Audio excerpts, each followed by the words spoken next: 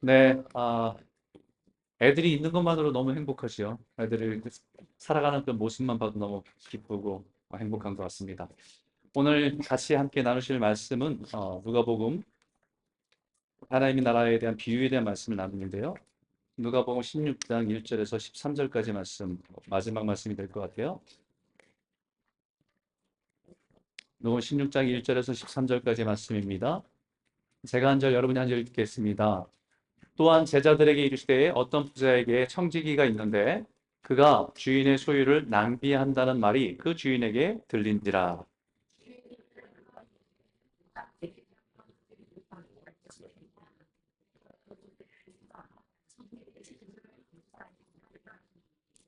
청지기가 속으로 이르되 주인이 내 직분을 빼앗으니 내가 무엇을 할까 땅을 파자니 힘이 없고 빌어먹자니 부끄럽구나.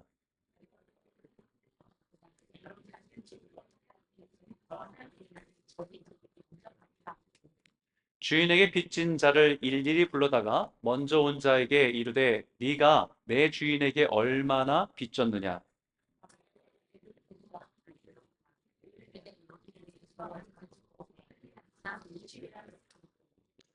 또 다른 이에게 이르되 너는 얼마나 빚졌느냐. 이르되 밀 백석이니이다. 이르되 여기 내 증서를 가지고 80이라 쓰라 하였는지라.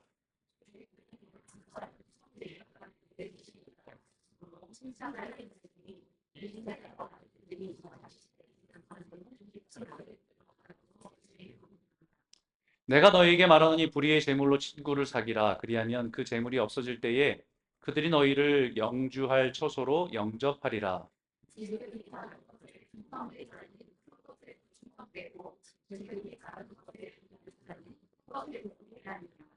너희가 만일 불의한 재물에도 충성하지 아니하면 누가 참된 것으로 너희에게 맡기겠느냐.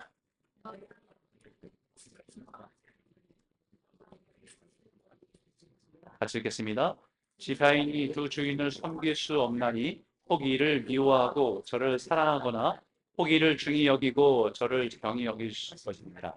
너희는 하나님과 재물을 겸하여 섬길 수 없느니라. 아멘. 오늘 아까 이 아이들 이렇게 발표하는 걸 보면서 한 가지 제가 본 게 있는데 뭐냐면 우리 엄마들 중에 한 분은 저희 둘째, 첫째 애들이 요만할 때 교사였던 분입니다. 그 엄마가 됐고 지금 저희 딸이 그 아이들을 또 케어하는 모습을 보니까 참 이게 은혜가 서로 어, 돌아오게 하고 서로 이렇게 주고받는구나라는 생각을 하게 됐습니다. 네, 오늘 우리가 읽은 예수님의 비유는 누가복음에서 가장 난해한 비유입니다. 그래서 그런지 바로 앞에 있는 누가복음 15장에 있는 탕자의 비유라고 알려져 있는 그 비유는 사람들에게 참 많이 알려져 있고 그 비유를 통해서 많은 사람들이 회개하고 주님께 돌아오는 일에 많은 사람들에게 도전이 됐던 말씀이에요. 그런 거에 반면에 16장에 바로 옆장에 있는 16장의 이 불의한 청지기의 비유는 그것에 비하면 사람들의 관심을 잘 받지 못하는 그런 비유가 아닌가. 그 이유는 다 간단합니다. 어렵기 때문에. 이해하기가 조금 난해한 부분이 있기 때문에. 그래서 이 비유의 내용은 이렇게 시작됩니다. 우리 읽었지만 다시 한번 1절에 있는 말씀을 한번 읽겠습니다. 같이 시작. 또한 제자들에게 이르시되 어떤 부자에게 청지기가 있는데 그가 주인의 소유를 낭비한다는 말이 그 주인에게 들린지라. 또한 제자들에게라고 하는 말은 지금 탕자의 비유를 듣고 있었던 제자들에게 그 제자 또 다른 비유를 지금 말씀하고 계시다는 거예요. 지금 비유를 탕자의 비유로 잃어버린 둘째 아들이 돌아온 이야기를 통해서 하나님이 기다리시는 아버지의 마음이 무엇인지를 그들에게 말씀해 주시고 하나님 끝까지 기다리시는 하나님 아버지 또 그 집안에 있는 둘째 아들뿐만 아니라 큰아들도 아버지의 마음을 잘 모르는 큰아들의 그런 모습들을 잘 보여주면서 그 비유를 설명하고 그 다음에 이어서 지금 비유를 16장에 있는 비유를 또다시 말씀해 주신다는 겁니다. 그런 배경에 생각해 보면 누가복음 15장에 있는 비유와 16장에 있는 비유는 연결되어 있다는 거예요. 그 연결성 속에서 보면 훨씬 더 이 의미가 더 정확하게 의미가 다가옵니다. 첫째, 누가복음 16장에 있는 탕자의 비유는 자신의 인생을 낭비한 아들들의 이야기입니다. 아버지가 살아있는데 불구하고 아버지가 이미 죽은 것처럼 난 아버지 죽을 때까지 기다릴 수 없으니까 나에게 유산을 달라고 요구하고 자신의 인생의 아버지의 죽음을 선고하고 자기가 받을 분량을 유산을 받아서 분깃을 받아서 세상 가운데 그것을 다 사용하고 나중에 힘들게 됐을 때 아버지를 기억하며 돌아온 탕자의 이야기. 또한 그 집에서 늘 같이 있었지만 아버지의 마음을 모른 채 아버지의 마음을 헤아리지 못한 채 불평하고 원망했던 인생을 살았던 첫째 아들 또한 인생을 낭비한 아들입니다. 그런 맥락에서 본다고 한다면 오늘 비유는 낭비한 청지기의 비유입니다. 나, 낭비한 허비한 프로디갈 선이라고 하는 낭비한 아들의 이야기라고 한다면 누가복음 16장은 낭비한 프로디갈 스튜어드 낭비한 청지기의 비유라고 할 수 있습니다. 내용을 간단히 요약해서 설명드리면 한 부자가 자신의 집에 재산을 관리하도록 집과 재산을 관리하도록 맡긴 청지기가 있었습니다. 근데 어느 날 이 주인이 부자 주인에게 안 좋은 소식이 계속 들리는 거예요. 그래서 뭐냐면 청지기가 주인의 재산을 허비하고 낭비하고 있다는 소식입니다. 그래서 그 주인은 그를 불러서 묻습니다. 도대체 무슨 일이냐고. 왜 이런 소문이 들리냐고. 네가 하고 있던 일에 대한 자료를 다 준비해서 가져오라고. 그 소문이 정말 진짜면 너는 더 이상 그 직무를 하지 못하게 될 것이라고 최후 통첩을 한 겁니다. 마치 재정장부를 다 갖고 오라는 거지요. 다 갖고 와서 한번 보자는 겁니다. 혹시라도 조금이라도 그런 흔적이 있으면 바로 너는 해고라고 하는 것입니다. 이 얘기를 들은 청지기는 고민하기 시작합니다. 자신이 주인에 맡긴 재산은 낭비했고 그 사실을 감출 수는 없고 분명 해고될 것이 뻔한데 어떻게까지 고민하다가 그러다 지금 할 수 있는 게 자기 직분을 빼앗기면 뭘 할 수 있을까 고민하다가 이제는 나이가 들어서 만약에 이 직분을 빼앗기면 나가서 농사 짓거나 아니면 노동의 일을 하면서 일하기는 너무 늙었고 어렵고 그래서 남에게 나가서 구걸하기에는 너무 비참하고 그러다 결국 마지막에 생각해낸 아이디어가 차라리 주인에게 빚진 사람들을 불러다가 이 사람들의 그 빚을 탕감해주면 나중에 자기가 그 직분을 잃었을 때 이들이 나를 좀 돕지 않겠나. 배고프면 집에 와서 좀 밥이라도 주지 않겠나. 어려우면 좀 나에게 좀 도움을 주지 않겠나. 라는 마음으로 그 일을 하기 시작하는 겁니다. 기름 100마를 빚진 사람에게는 50% 디스카운트해서 50말만 갚도록 사인하고 그것을 바꿔줍니다. 밀 100석을 빚진 사람에게는 20% 디스카운트해서 80만 갚도록 하는 일을 사인하고 그들에게 탕감을 줍니다. 우리가 볼 때는 남의 것을 가지고 생색낸 것이고 주인을 가지고 자신의 것인 것처럼 생색내는 일을 한 것입니다. 우리가 상식할 때는 이해하기 어려운 상황은 그 다음에 일어나는데 주인의 반응입니다. 이 주인이 당신이 이것을 알면 화가 나서 당장이라도 해고하고 오히려 이 사람을 감옥에 가두어야 되는 것이 마땅할 것처럼 생각되는데 오히려 이 주인은 이 청지기를 칭찬합니다. 그것도 지혜롭게 일했다고 칭찬하고 있습니다. 분명 주인에게 손해를 끼친 일인데 이것을 가지고 오히려 칭찬하고 있는 주인의 모습 때문에 우린 이 비유가 우리가 가지고 있는 상식 때문에 충돌하기 때문에 이해가 잘 안 됩니다. 그럼 이 청지기처럼 자신을 위해서 주인을 속이는 일, 정말 그것이 지혜로운 일인가?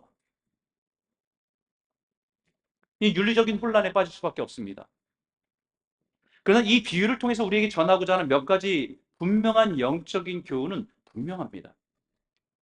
그 첫 번째는 뭐냐면 우리에게 주어진 인생은 제한적이기 때문에 낭비하지 말라는 겁니다.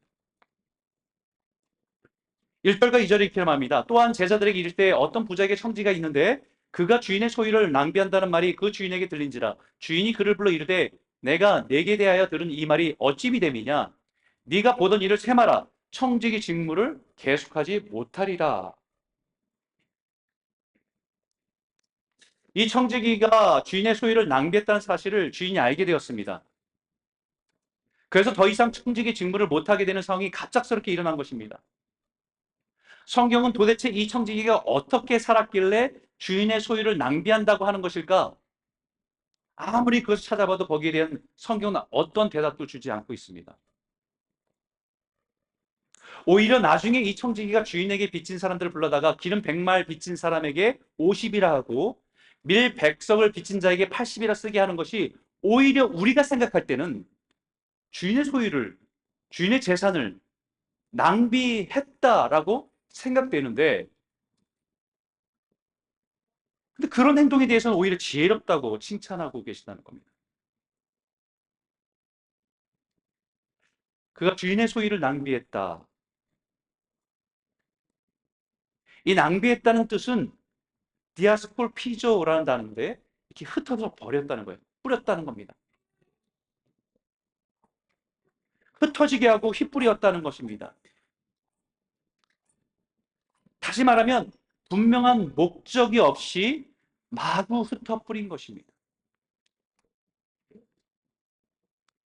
즉 주인의 것, 주인이 맡긴 주인의 것을 자기 뜻과 자기의 마음을 따라서 마구 사용했다는 것입니다. 그것을 낭비했다고 얘기합니다. 청지기 역할은 주인의 뜻에 합당하게 관리를 해야 되는 책임을 가지고 있는 사람입니다. 청지기라는 이름 자체가 오이코노모스란 단어예요. 오이코스라고는 집이란 뜻하고 노무스라고 하는 법이라고 하는 단어가 합쳐진 겁니다. 그 집을 다스리는 법칙에 따라서 주인의 뜻을 따라서 그 집을 잘 관리하는 사람이 청직입니다. 다시 말하면 주인의 것을 자기의 것인 양 자기 마음대로 사용하는 것을 낭비라고 하는 거예요. 자기 인생에 주어진 모든 것에 대한 청지기인지 모르고 자기가 주인인 양 사용하는 것을 낭비라고 하는 것입니다. 어쩌면 그 사람의 입장에서는 열심히 살았습니다. 사느라고 최선을 다해서 살았습니다. 라고 할 수 있는 거예요. 누가복음 15장인 탕자의 비유에 둘째 아들이 자신에게 주어진 분깃을 받아서 사용한 것을 성경은 재산을 낭비하였던 일을 말합니다. 근데 둘째 아들의 입장에서 생각해 보면 낭비했다고 생각하지 않을 수도 있습니다. 아버지가 돌아가시면 아들에게 분배되는 것, 그것을 미리 내가 받았을 뿐이고 받은 것을 가지고 내가 하고 싶은 것을 한 거예요. 좋은 나라에 가서 좋은 것 보고 맛있는 것 먹고 즐겁고 재밌게 살려고 한 것이라고 할 수 있습니다. 근데 그것을 성경은 낭비했다라고 얘기하는 거예요. 주어진 목적과 뜻을 따라 사용하지 못한 것을 낭비했다고 말하고 있는 것입니다. 그럼 어느 날 깨닫게 되죠.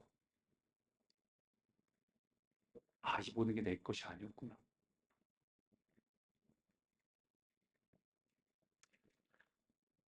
내 건강도 내가 지킬 수 있다고 생각했는데 어느 순간 내가 지킬 수 있는 게 아니었구나. 나에게 주어진 재능은 이것이 내 삶을 유지하고 지키는 데 사용되는 재능으로 내 것이라고 생각했는데 어느 순간 보니까 감각도 떨어지고 점점 약해지고 어느 날 하고 싶어도 할 수 없는 날이 오는구나. 지혜도 내 것이 아니구나. 물질도 내 것이 아니고 주님이 내가 보던 일을 세마라 하는 날이 있다는 것입니다. 이 땅에서 형제의 직무를 더 이상 할 수 없는 때가 온다는 것입니다. 그제서야 나에게 있던 모든 것이 내 것이 아니었구나. 하나님께 나에게 빌려주신 거였구나. 맡기신 것이구나. 자녀도 시간도 재능도 건강도 물질도 그렇지 않습니까? 다 내 것인 줄 알았는데 어느 순간 인생의 끝이 임박했음을 깨닫게 되면 내 것이 아닌 걸 알게 되죠.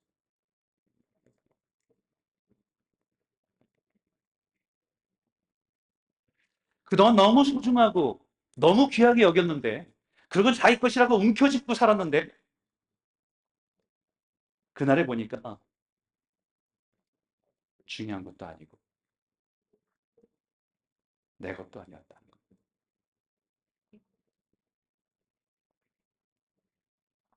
아, 그게 내 것이 아니었구나. 12절에 분명히 말합니다. 우리 한번 같이 한번 읽어볼까요? 함께 읽겠습니다. 시작. 너희가 만일 남의 것에 충성하지 아니하면 누가 너희 것을 너희에게 주겠느냐. 남의 것, 너에게 맡긴 남의 것, 하나님의 것, 하나님의 것을 우리에게 맡겨주신 거예요. 우리 이 땅에 사는 동안의 청지기로서 우리에게 허락된 것들을 가지고 하나님의 뜻을 따라서 하나님의 선하심을 드러내고 살아가라고 우리에게 맡기신 것들입니다. 영원하지 않습니다. 제한적이에요. expire date가 있는 것들입니다. 그때 가서 조금 더 젊었을 때 더 열심히 섬기고 살아갈 걸 어느 날 하고 싶어도 건강이 안 되고 환경이 안 돼서 할 수 없는 때가 오는 것이 인생이기 때문입니다. 사랑하는 성도 여러분, 우리는 하나님의 청지기로 이 땅에 살아가는 것이라고 분명히 말합니다. 우리에게 주어진 모든 것들은 제한적인 것들. 그 안에서 낭비하지 않기를 바랍니다. 주님이 생하실 때가 오세요.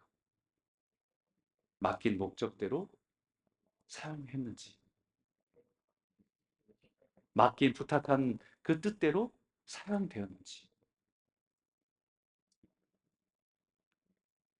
그렇기 때문에 청지기로 살아가는 두 번째 중요한 거는 청지기로서 지혜롭게 살아갈 때 주인의 뜻과 마음을 따라 살아가는 것입니다.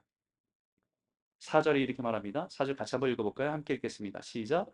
내가 할 일을 알았도다. 이렇게 하면 직분을 빼앗긴 후에 사람들이 나를 자기 집으로 영접하리라 하고. 알았다. 깨달았다는, 그제서야 깨달았다는 겁니다. 그래서 한 일이 주인에게 빚진 자들을 불러다가 기름 100마를 빚진 사람에게는 50% 디스카운트해서 50말만 갚도록 하는 영수증 쓰라고 합니다.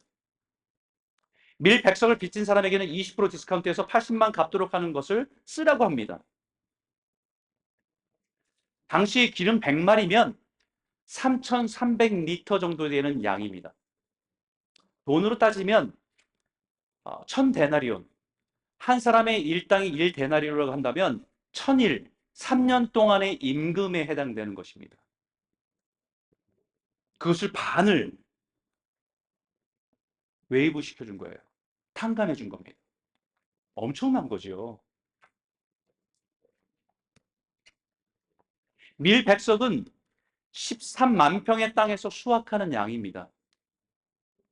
한 농부가 8년에서 10년 동안 일해서 생산할 수 있는 양, 그것이 밀 100석입니다. 그것 중에서 20%를 탕감해 준 거예요. 그것도 엄청난 겁니다.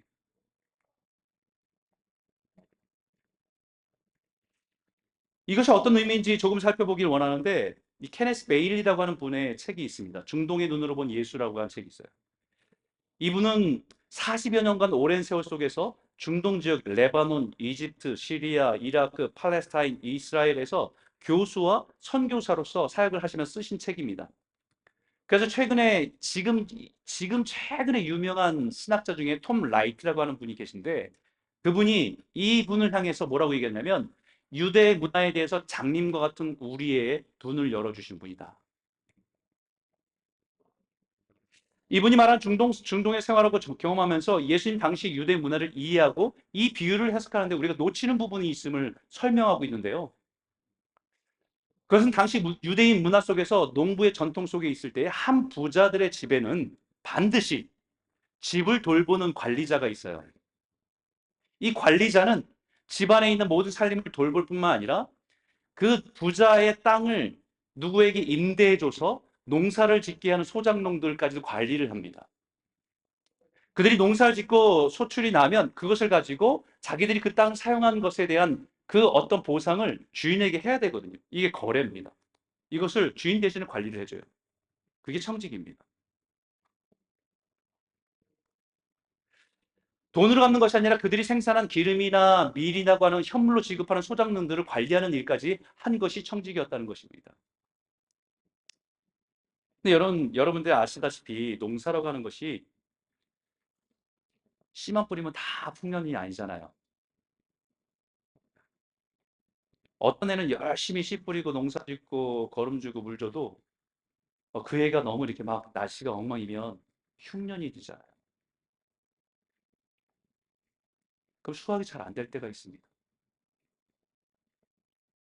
그때 관리인은 그들의 임대료를 조절해 줄 수 있는 재량권이 있어요. 근데 그 청직이라고는 그 임대를 조정하는 조절해 준 재량권이 있는데 늘 생각해야 되는 건 뭐냐면 주인이 어떤 생각을 가지고 있는 분이냐. 주인이 아주 강팍하고 주변의 사람들 어려움을 생각하지 않고 무조건 빌려줬기 때문에 계약한 것을 받아내야 된다고 생각하는 주인 밑에 있는 청지기는 그대로 해야 됩니다. 이 사람들이 흉년이 됐든 먹고 살기 어렵든 상관없습니다. 자기가 받아야 될 것을 반드시 내라고 뺏어야 되는 사람이 청직입니다. 그런데 주인이 소장농들의 그런 상황들을 다 이해하고 배려해주는 주인 아래 일하는 관리인들은 이런 상황을 만나면 이번에 어려웠으니까 준속해 내도 괜찮습니다. 배려를 해줄 수 있어요. 그럼 그 청지기의 모습에서 주인의 선함이 드러나는 거예요. 주인의 자비로움과 주인의 너그러움이 드러납니다.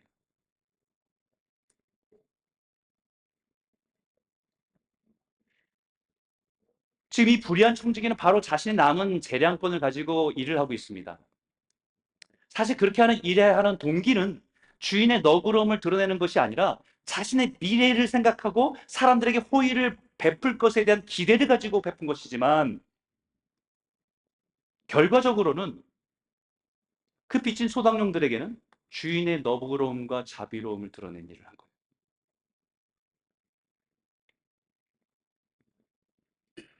보세요, 8절입니다. 주인이 이 옳지 않은 청지기가 이를 지혜롭게 하였으므로 칭찬하였으니 이 세대의 아들들이 자기 시대에 있어서는 빛의 아들들보다 더 지혜롭이라. 이 청지기가 그런 일을 했다고 해서 이 청지기가 옳다라고 얘기하지 않아요. 의롭다라고 하지 않습니다. 여전히 불의한 옳지 않은 청지기라고 말합니다. 부정직하고 불의했다는 것입니다. 그러나 그가 한 그 일은 지혜로운 일이라고 말하는 거예요. 다른 의도로 한 일이지만 그가 행한 일은 지혜롭다는 것입니다. 주님의 성품을 드러냈고 주님의 뜻을 잘 드러냈기 때문에 지혜롭다고 얘기하는 겁니다. 그의 모습에서 자기가 섬기는 주인이 자비로운 주인인 것을, 너그러운 분이신 것을 그 모습에서 드러낸 것입니다. 그랬기 때문에 지혜롭다고 말합니다.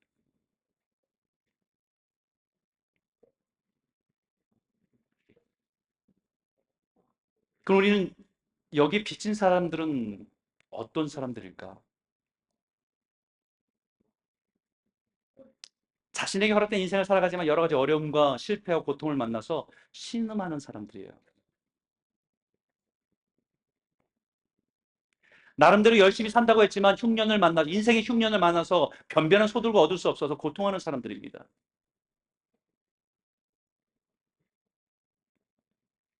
게으르지 않았고 열심히 살려고 했는데 원하지 않은 질병을 만났고 구조적인 가난 속에서 깨어진 상황 속에서 고통이라고 하는 인생의 빛을 지고 가는 사람들입니다.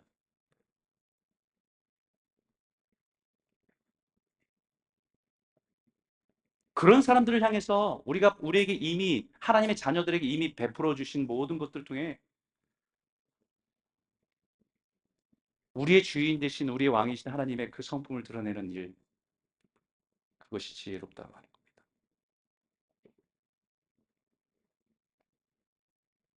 그들에게 친구가 되어주는 일, 그게 지혜로운 일이죠. 그들을 위해서 내 시간을 사용해 주는 일, 내 물질을 같이 나눌 수 있는 일, 그게 하나님 보실 때는 지혜롭다라는 거. 여러분, 오늘 우리 이게 문제 아닙니까? 그죠? 그리스도인들, 예수를 믿는다고 하고, 예수는 나의 주라고 고백하고, 하나님 나의 왕이시라고 고백하는데, 과연 우리의 삶에서 그 하나님의 이 너그러움과 자비로움과 인자하심과 선하심이 드러납니까?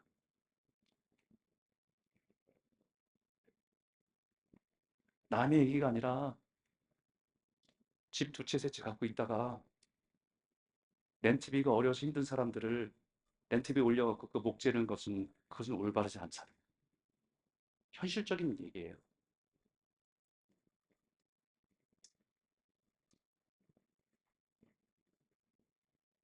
그들에게 너그러움을 나타낼 때, 그들에게 자비를 베풀 때, 우리가 믿고 의지하는 하나님이 드러나도록 하는 거죠.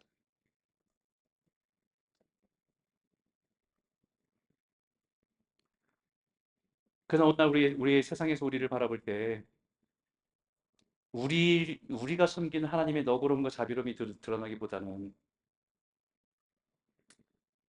탐욕적인 우리의 모습이 더 많이 드러나잖아요.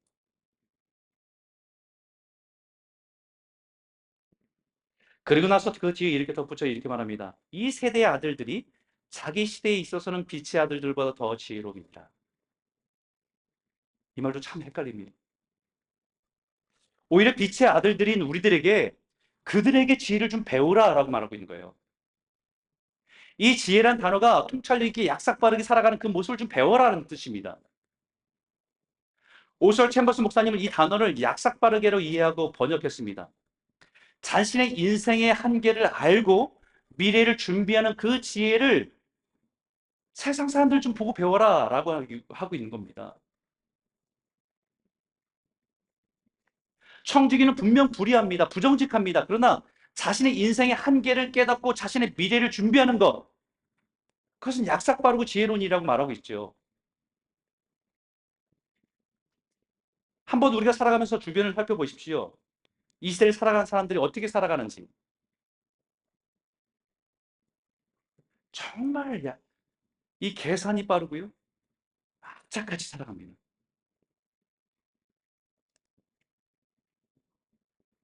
하나님을 알지 못하는 분들도 정말 열심히 살아가요. 악착같이 살아가고 절약하며 살아갑니다.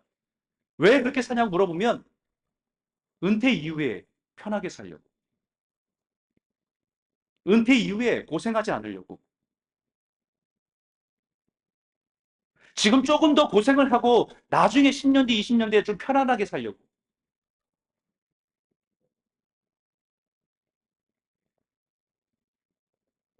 어쩌면 그분들이 살아가는 인생의 지혜입니다.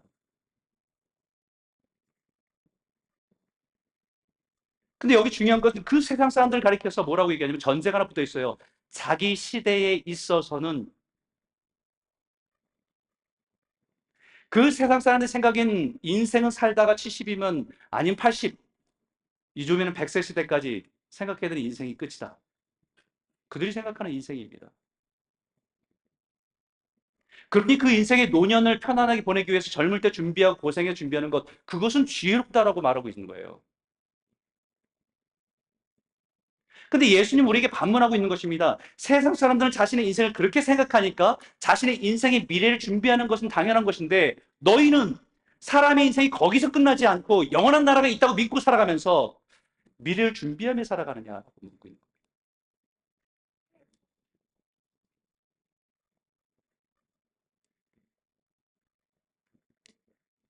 이 세대의 아들들이 자기 시대에 있어서는 빛의 아들들보다 훨씬 더 지혜롭다라고 말해요. 이 세대의 아들들, 영혼에 대한 소망이 없는 사람들, 그냥 살다가 죽으면 끝이다, 몰라 라고 생각하는 사람들도 자기 시대에 있어서는, 자기에게 주어진 시간에 있어서는 미래를 준비하고 자기가 힘이 없고 나약해질 때를 대비해서 준비하는 지혜를 가지고 살아간다. 때로는 지금 먹고 싶은 거 절제해 가면서 참고 인내하고 아끼고 살아가는 것이 세상 사람들의 지혜다. 근데 빛의 자녀들인 너희들은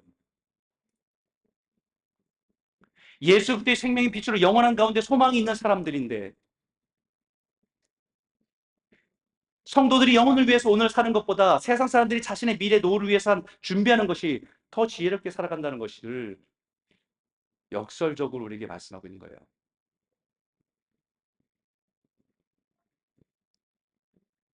우리는 그렇게 고백하잖아요. 우리의 시민권은 하늘에 있다. 우리 땅에 나그네와 같이 살아가는 것이고 우리의 영원한 본향은 하나님의 나라에 있다. 그 미래를 위해서 무엇을 준비하며 지혜롭게 살아가고 있냐.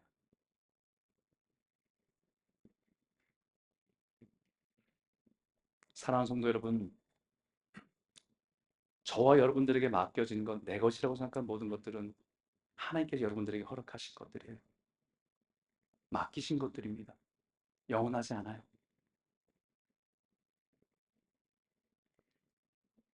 우리에게 그것을 맡기신 그분의 뜻을 따라서 그 마음을 따라 사용하도록 맡기신 청직인 것을 잊지 마십시오. 지금 당장의 내 필요와 유익을 위해 사용하다가 주변을 돌아보며 섬기며 나누며 살아가는 것이 영원한 미래를 준비하는 하나님의 성품을 드러내는 우리는 그런 사람들이라는 것을 잊지 말라는 거예요. 그런 지혜를 가지고 살아가면서 하나님의 축복의 통로가 되는 저와 여러분 모두가 되시길 주의 이름으로 축원합니다. 세 번째는요. 작은 것에 충성할 때 우리에게 참된 것을 허락하신다. 10절입니다. 같이 한번 읽어볼까요? 같이 읽겠습니다. 시작. 지극히 작은 것에 충성된 자는 큰 것에도 충성되고 지극히 작은 것에 불의한 자는 큰 것에도 불의하니라. 그럼 여기 예수님께서 말씀하신 지극히 작은 것이라고 하는 것이 뭡니까? 그리고 크다고 하는 것이 무엇일까요? 다음 절에 보면 더 분명해집니다. 11절입니다. 너희가 만일 불의한 재물에도 충성되지 아니하면 누가 참된 것으로 너희에게 맡기겠느냐. 조금 더 분명해집니다. 예수님 말씀하신 지극히 작은 것은 재물을 사용하는 겁니다. 큰 것이라고 말하는 것은 참된 것, 하나님이 기뻐하신 참된 것을 맡기신다는 거예요. 여기에 대한 해석은 여러 가지가 있어요. 우리에게 이 땅에 책임을 맡기신다는 의미도 있고 하나님의 나라에 갈 때 우리에게 보상해 주는 하나님의 것을 이라고 말씀하기도 합니다. 이 참된 것, 진실한 것, 가치 있는 것, 그것을 맡긴다. 다시 정리해드리면 주님은 작은 것에 충성된 자에게 참된 것을 맡기신다는 거예요. 이거는 뭐 상식적으로 우리는 이거 이해할 수 있는 거고 또 공감하는 것들입니다. 우리가 누군가를 신뢰하고 믿을 때, 맡길 때 동일한 원칙을 가지고 판단합니다. 남들에게 주목받지 않는 일, 때로는 열심히 티도 안 나는 일, 묵묵히 충성스럽게 하는 사람이 보이면 그 사람을 신뢰합니다. 더 중요한 일을 맡기고 싶어 해요. 근데 무슨 일을 맡기면 늘 투덜대고 불평하는 사람이 있다고 한다면 주인 입장에서 그 사람에게 중요한 일을 맡길 수가 없습니다. 이것은 당연한 이치예요. 근데 우리가 주목해야 될 것은 예수님께서 말씀하신 지극히 작은 일이라고 말씀하신 것이 무엇이냐? 그것은 재물을 사용하는 일입니다. 돈과 관련된 일이에요. 그것을 지극히 작다라고 얘기하셨어요. 엘라키스토, 작은 것보다 더 작은 최상급의 엘라키스토스라고 하는 단어예요. 정말 작은. 근데 우리는 모든 상황의 판단에서 제일 귀한 것, 돈과 연관된 것. 돈도 안 되는데 뭐 이렇게 고생해.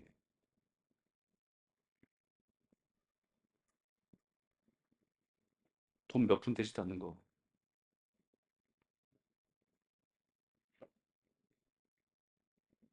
우리 인생을 결정할 때도 나에게 그것을 얼마나 보상해 주냐라고 결정하십니다.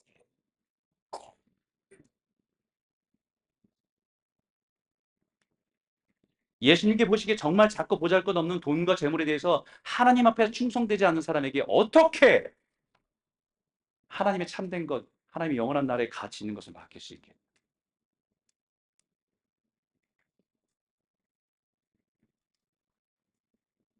가만 생각해 보면 돈으로 따질 수 없는 게 제일 귀한 것 같아요. 돈으로 계산되는 거는 어쩌면 그것은 주님께서 판단하실 때는 별로 중요하게 여기지 않는 것들이 많은 것 같아요.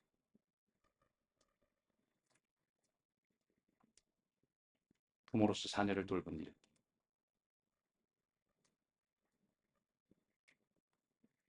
교회 안에서 우리 아이들을 돌보는 일. 이번에 좀 감사했던 게 우리 아이들을 돌보는 일에 우리 엄마 아빠들이 많이 이렇게 같이 참여를 했습니다. 그래서 아빠들도 있어 그래요. 어쩐 일이야? 그랬더니 휴가를 냈대요. 얼마 전에 제가 어느 교회 집회 말씀을 전해달라는 집회에 가서 청년 수련회를 인도했는데 거기 봤더니 젊은 커플들이 간사처럼 일을 합니다. 부부가 청년들 섬기는 일을. 그래서 어떻게 이 주말에 금요일날 토요일날 왔냐 그랬더니 가게 문 닫고 왔대요. 휴가 내고 왔대요. 돈을 따지면 얼마 얘기해요? 교회에서 월급 줘? 그런 거 없대요.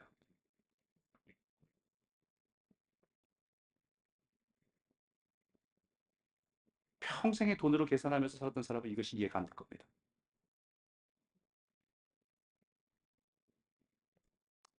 예전에 어떤 목사님의 책을 읽었어요.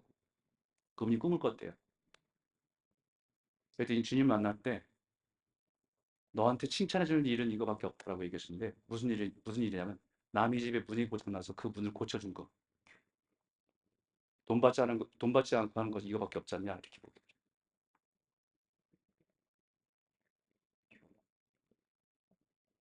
모르겠습니다. 그분이 꿈을 꾸면서 어떤 의미를 전하는지 모르겠어요. 근데 진짜 그럴 것 같아요.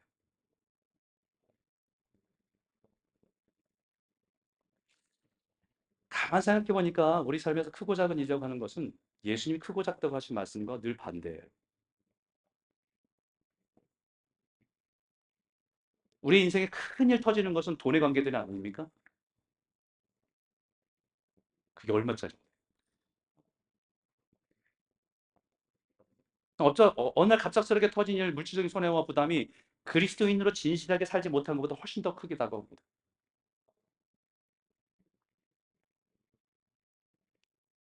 우리가 생각하는 크다, 작다의 개념은 예수님의 관점에서 보기보다는 우리는 세상에서의 관점을 가지고 판단하고 살아갈 때가 많습니다.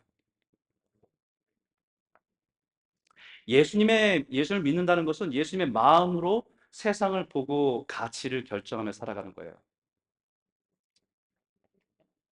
예수님의 눈으로 사람을 보고 상황을 보고 살아가는 것입니다. 그때 비로소 세상에서 지극히 작아 보이지 않았던 것들이, 작아서 아예 보이지 않았던 것들이 어느 날 그것이 엄청나게 크게 보이고 중요하게 보이는 겁니다. 예전에 전혀 신경 쓰지 않았던 일이나 사람이 어느 날 너무 커다란 부담으로 다가옵니다. 예수님께 지극히 작은이라는 단어를 썼던 엘라키스토스라고 하는 이 단어는 딱 한 번 더 사용되는데 마태복음 25장에 있는 말씀에 사용됩니다. 양과 염소의 비유 기억하시죠? 그때 이 기준을 말씀하실 때 이렇게 말씀하셨어요. 내가 줄일 때에 너희가 먹을 것을 주었고 목마를 때 마시게 하였고 나그네 되었을 때 영접하였고 헐벗을 때 옷을 입혔고 병들었을 때 돌보았고 옥에 갇혔을 때 와서 보았느니라. 이 말씀하잖아요. 그래서 이 사람들이 주님 우리가 언제 그랬습니까? 라고 물었습니다. 그때 주님께서 이렇게 말씀하십니다. 너희가 여기 내 형제 중에 지극히 작은 자 하나에게 한 것이 곧 내게 한 것이니라. 자기가 해놓고도 몰라요.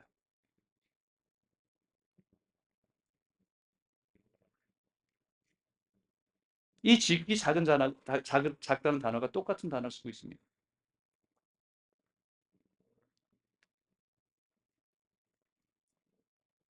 세상에는 지극히 작은 자들에게서 그들을 향한 하나님의 마음이 크심을 깨달아지는 것입니다. 예수 믿는다는 것은 세상을 거꾸로 보는 겁니다. 아니 세상이 크고 작음이 거꾸로 보이기 시작한다는 것입니다. 세상에 크고 유명하고 성공하는 것은 작아 보이고 점점 중요하지 않게 보이고 세상에 작고 하찮아 보이는 것이 크게 보이기 시작하는 것입니다. 그래서 사도 바울은 세상에 크고 유명하고 성공하기 위해 살았던 자신의 삶을 예수를 만난 이후에 배설물로 여기고 세상에 보이지 않았던 하나님의 나라를 위해서 자신의 모든 것을 드리는 것을 아까워하지 않고 살아간 인생으로 바뀌는 거예요.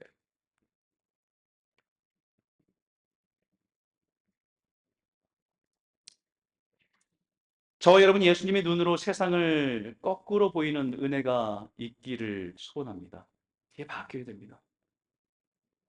왜 우리 안에 계신 주님이 그것을 그렇게 보게 하시니까?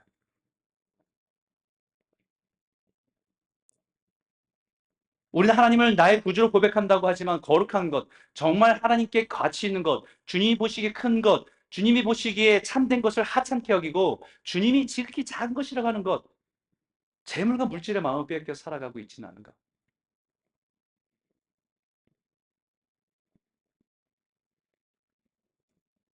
그것이 인생을 낭비하는 것이라고.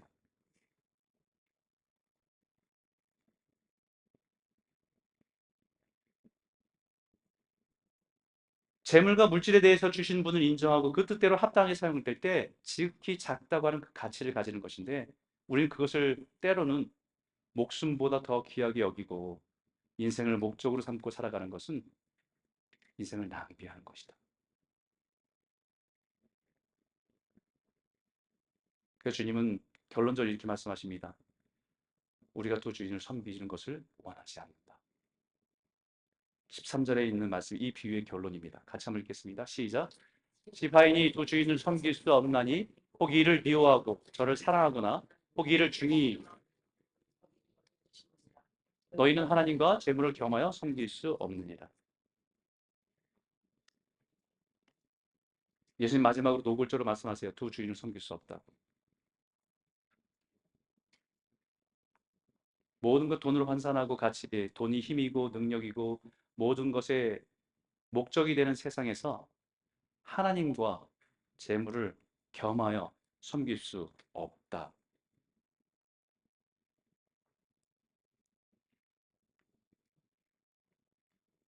하나님의 자녀로 하나님의 백성으로 살아가는 것은 하나님의 나라가 우리 안에 임하고 하나님이 우리의 주인으로 우리를 다스려가는 삶이에요.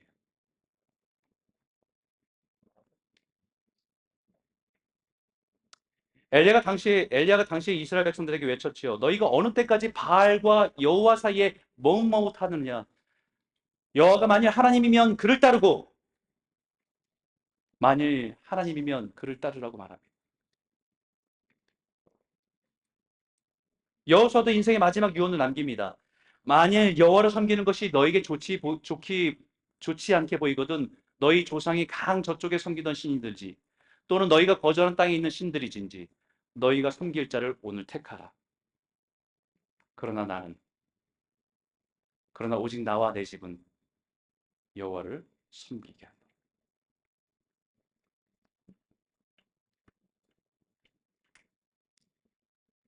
사랑하는 성도 여러분, 우리는 두 주인을 섬길 수 없습니다. 두 주인을 섬기는 것은 인생을 낭비하는 겁니다. 예수님이 나의 구주 되심을 믿는다고 한다면 오직 예수를 섬기고 예수만 사랑하고 예수를 따라 살아가는 참된 성도들이 다 되시기를 주 이름으로 축복합니다. 같이 한번 기도하겠습니다.